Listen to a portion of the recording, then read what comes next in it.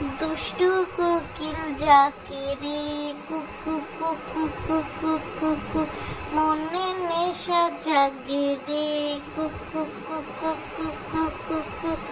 चोली के पीछे क्या है, चोली के पीछे, चुनरी के नीचे क्या है, चुनरी के नीचे, हाँ चोली में दिल है मेरा, चुनरी में दिल है मेरा, ये दिल मैं दूंगी अपने यार को, प्यार को।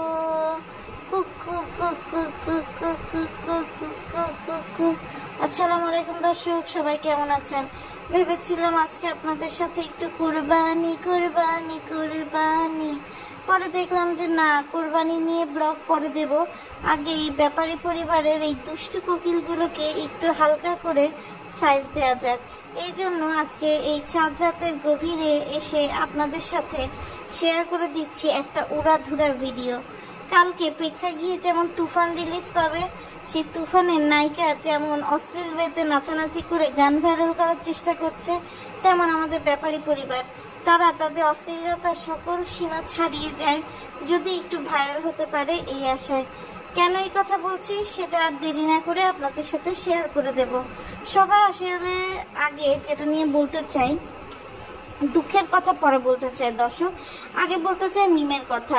মিম তার শ্বশুরবাড়ি সাথে প্রথমবার ঈদ করতে যাচ্ছে। গতবার তার শ্বশুরবাড়ি পুরো আস্তে একটা গরু দিছিল। মিম, খুকি, শাহিন ওদের সাথে গ্রামে কুরবানি দিছিল, কিন্তু এবার দেখলাম কোরবানির কয়েরও কোনো বালাই নাই। অথচ শপিং করতে গিয়ে তার নিজের শপিং, তার জামাইয়ের শপিং, তার মেয়ের শপিং সব করে বেড়াইছে। ইভেন সে তার ছোট্ট একটা মেয়ের মেকআপ আইটেম পর্যন্ত কিনে বেড়াইছে।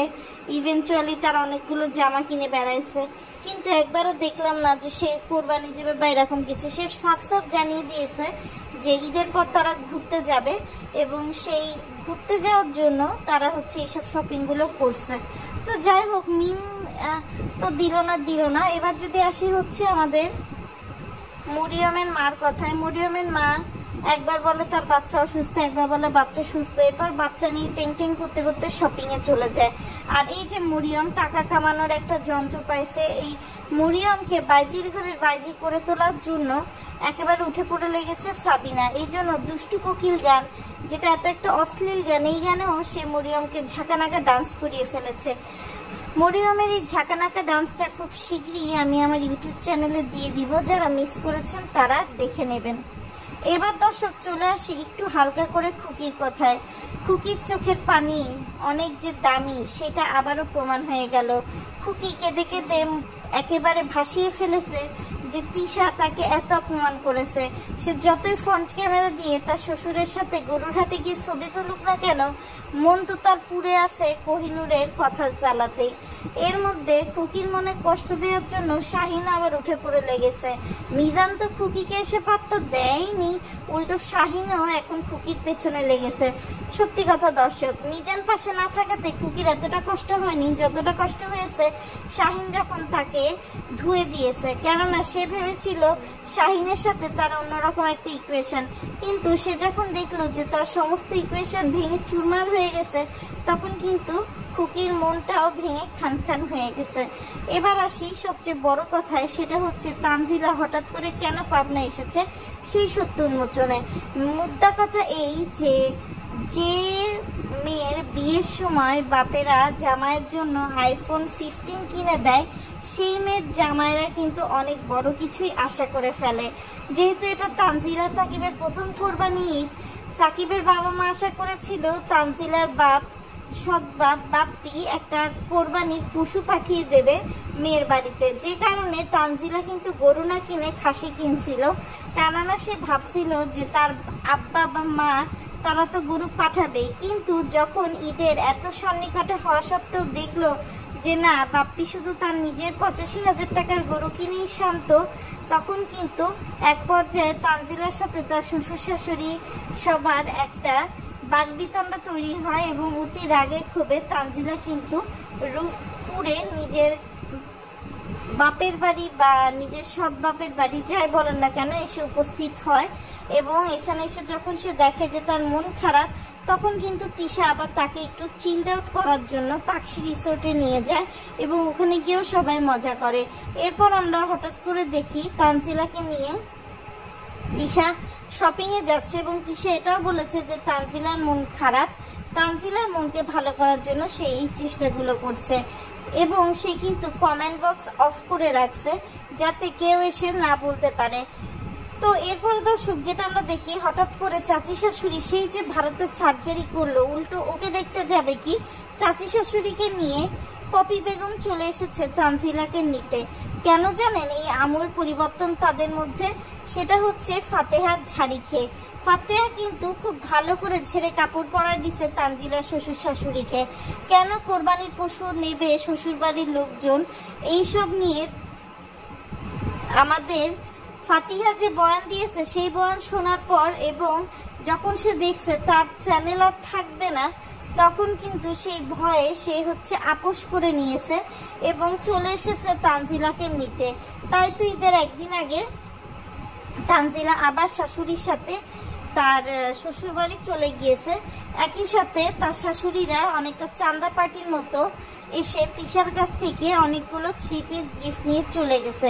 তারা ভাবছে একে তো গেলাম তানজিলাকে পেলাম, এবার তার সাথে অ্যাডিশনাল আরও কিছু জিনিসপত্র পেয়ে গেলাম, ভালো না? এর মধ্যে হঠাৎ করে দেখলাম যে তানকে টিচার পড়াতে আসছে, আর তানের সেই টিচারকে দেখে আমার সানির কথা মনে পড়ে গেল দর্শক। সানি যেমন ভোটকা গুলগাল টাকলা ছিল, ঠিক তেমন কিন্তু এরকম টাকলা একটা স্যার তানের জুটেছে। ও আরেকটা বিষয় দর্শক যেটা দেখলাম সেটা হচ্ছে এই যে বাবুর বোন শারমিন, এরা ভিউ পাওয়ার জন্য পাগল। এই জন্য এরা ফুফাতো বোনের জামাই আসলেও বলে যে শারমিনের জামাই আসছে, বাবু আসলেও বলে শারমিনের জামাই আসছে, মানে যাকে তাকে শারমিনের জামাই বানায় দেয়। এরপরে তারপর যখন তারা দেখে যে এবার লোকজন জুতা পেটা ঝাড়ু পেটা করবে, তখন তারা লাইনে এসে সত্যি কথা বলে দেয়। তো যাই হোক, ঈদের পরপরই কিন্তু শাহিন আর রাজের বিয়ে হয়ে যাচ্ছে দর্শক, আপনারা মিলাই নিন যদি আমি ভুল থাকি। আর আরেকটা বিষয় দর্শক না বললেই না, সেটা হচ্ছে যে মরিয়মের মা আগে যেমনটা বলছে যে তার সাথেই কিন্তু তার মায়ের যে কানেকশন সেটা সবচেয়ে দৃঢ়, সবচেয়ে বেশি, এবং সেই জন্য তার মা কিন্তু প্রায়শই তাকে এই জিনিস সে জিনিস করে পাঠায় এবং সেটা কিন্তু সাবিনা তার ভিডিওতে শেয়ার করেছে। এবং আমরা যতটুকু দেখেছি যে সাবিনা একা হাতে যতটুকু পারে চেষ্টা করে সংসারটাকে গুছিয়ে রাখার, কিন্তু আসলে এখন এই পর্যায়ে এসে একা সংসার সামলানো সম্ভব না। তো যাই হোক দর্শক, মোটামুটি এই মধ্য কথা যে আপনাদের সাথে শেয়ার করে দিলাম। তবে আসলে দুঃখ লাগে এই যে সমাজে মেয়ের বাড়ি থেকে গরু না দিলে মেয়েকে যে তাচ্ছিল্য করা হয়, এই জিনিসটা আসলে কমাতে হবে। আরেকটা বিষয় যেটা বলবো,